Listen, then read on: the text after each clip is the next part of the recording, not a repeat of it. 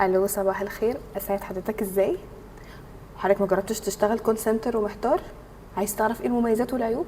طب ما دي كانت شغلانتي يا فندم، ما انا ممكن اشارك معاك تجربتي. انا نيره ودي الباكيت ليست بتاعتي. عمال تشتمني في خدمة العملاء وان هما ناس بطيئة وبتاع، ودلوقتي عايز تشتغل كول سنتر وعايز تعرف ايه المميزات. وباختصار كده، من واحدة بقالها 3 سنين في مجال الكول سنتر، في فلوس، في وجع بطن، في وجع ودان، في وجع قلب، وجع دماغ. فخليني اقول لك ايه المميزات والعيوب. اول ميزة الماني يا باشا. اكيد كلنا عايزين نشتغل عشان الفلوس، والكول سنتر لو انت معاك لغة فلوس كتير قوي. لو معاك انجلش ممكن مرتبك يوصل ل20,000، لو فرنش اكتر، لو جيرمان انت كده من الاغنياء. لو معاك بقى لغه نادره فانت كده يا باشا قبيت على وش الدنيا.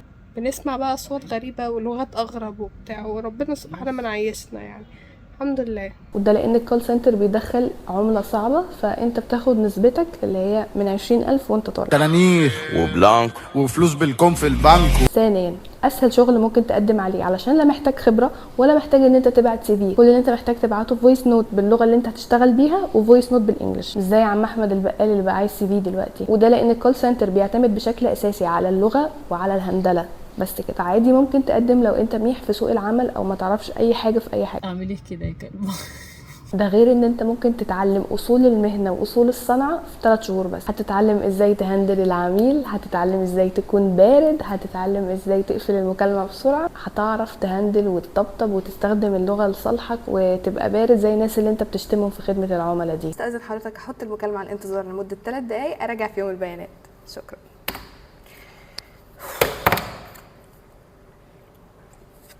ثالثا وده الاهم، ممكن يكون فتحة خير عليك في شغلانات تانية خالص بتطلب خبرة سنة أو سنتين في مجال الكاستمر سيرفيس أو خدمة العملاء، زي شركات الطيران، زي المطارات، زي الأوتيلات. كل الحاجات دي ممكن تكون عايزة ناس بخبرة اتعاملوا مع عملاء. الأحمر. الأحمر. أيوة. رقم 4 بقى هيبقى معاك حقوقك زي التأمين الصحي، التأمين الاجتماعي، تقدر تعمل HR letter في أي وقت، تقدر تطلع كريدت كارد. يعني دي شغلانه حقيقيه انت هتستفيد بيها، وهتقدر تطلع ورق او تعمل كروت لو انت عايز تسافر او حاجه زي كده. الصراحه تخدمك جدا. تخيل بتقدم على HR letter في شركه مثلا، يقولوا لك لا احنا هنكتب 6000 جنيه بس في المرتب. لا، هنا بيكتبوا المرتب كامل، فساعتها تقدر تسافر تتفسح بقى وتاخد الشنجن لا ما عملتوش. فالصراحه دي شايفاها من اهم النقط، لان كتير قوي من الاماكن اصلا ما بتديش HR letter ولا بتعمل تامين صحي ولا اجتماعي دلوقتي. فكول سنتر you're so nice. اعمل ايه كده يا كلمة؟ نيجي بقى للعيوب اللي بحب افكرها لنفسي لما عاوز اشتغل كول سنتر مره كمان. في ايه؟ جالي إيميل. بتعيطي ليه؟ اولا المواعيد متلخبطه جدا. هتلاقي نفسك مره بتروح بالليل، مره بتروح العصر، مره بتروح الصبح. يعني في شفتات ممكن تكون اوفر نايت، وممكن تاخد اوفر تايم غصب عنك. ومفيش حاجه اسمها اجازه جمعه وسبت زي الموظفين العاديين. في الاول بتبقى اجازتك سبت وحد، وبعد كده بتبدا تتلخبط بقى. ممكن مره اتنين وتلات، ممكن مره خميس وجمعه، انت وحظك. يا سعيد خد الاستاذ لبسه ودهنه اسود وارميه مع العبيد. عبيد ايه يا عم؟ ومع الشفتات المتلخبطه دي لازم تودع اهلك واصحابك وحياتك. بنحتاج دكتور تخاطب عشان نتكلم في أي حاجة غير الحوار السكريبت اللي احنا بنتكلم بيه ده. العيب التاني هو ان للاسف صحتك ممكن تتاثر جدا بمجال الكول سنتر. تخيل كده انت حاطط السماعه لمده 8 ساعات بتتكلم وبتسمع. ده غير القعده على الكمبيوتر لوقت كبير جدا، ممكن يضعف عينك، ظهرك، ممكن اصلا من التوتر يجيلك قولون عصبي زي احدهم كده. بعد فترة من الكول سنترة الخدود بتنزل، مبقاش في خدود، بتتخن وتلغد، بس الخدود مش موجودة يعني. بيبقى في لغد. ماشي، استنى.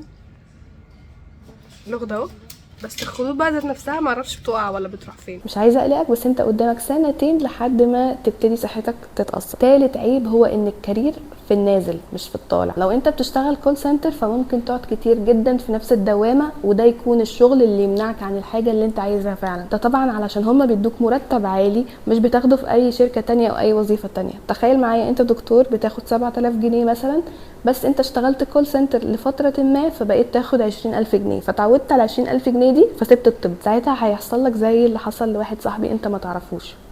امال اسمها تجربه نيره ليه؟ ما تجربتي انا قعدت اعافر كتير قوي علشان افضل في الشغلانه دي، علشان كنت باصه للفلوس وبعد كده فجأة بقيت اقول يا رب لو هاخد 3000 جنيه في شغلانة وابقى سعيدة انا عايزة ابقى سعيدة. رابع عيب هو انه ممكن يتم استبدالك او ممكن تمشي في اي وقت. الشغلانة دي نسبة تسريح الناس اللي اشتغلت فيها اكتر من الناس اللي بتقدم عليها بكتير. يعني ممكن تعمل غلطة بسيطة جدا في الشغل تمشيك حالا، او ممكن ان الاكونت يقفل او الشركة تقفل فخلاص كل سنه وانت طيب. وحصلت كتير. ولما تمشي من شركتك وانت تيم ليدر ممكن شركه تانية تقبلك وانت تيم ليدر، وممكن شركات تانية زي تيلي بيرفورمانس مثلا تتطلب ان انت تبدا من اول وجديد.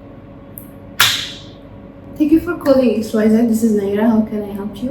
لو انت محتاج فلوس لظرف ما، او انت طالب او تايه مش عارف تشتغل ايه، فالشغلانه دي مناسبه جدا لان هي هتديك اكبر قدر من الفلوس في السوق باقل خبره ممكنه. ده غير ان انت ممكن تتعين بسرعه، يعني ممكن تقدم النهارده وتبتدي تدريب بكره عادي جدا. فالكول سنتر المفروض يكون مرحله ما في حياتنا مش حياتنا كلها. اما لو بتدور على شغل حقيقي وتدرج وظيفي ممكن الكول سنتر ما يكونش مكانك. وخلي بالك لو الاكونت بتاعك رش هيكون في شغل كتير ودوشه بالذات وقت الاجازات والاعياد. انا مش هرجع كول سنتر تاني، ده مالك يا عصا، مش هرجع كول سنتر تاني.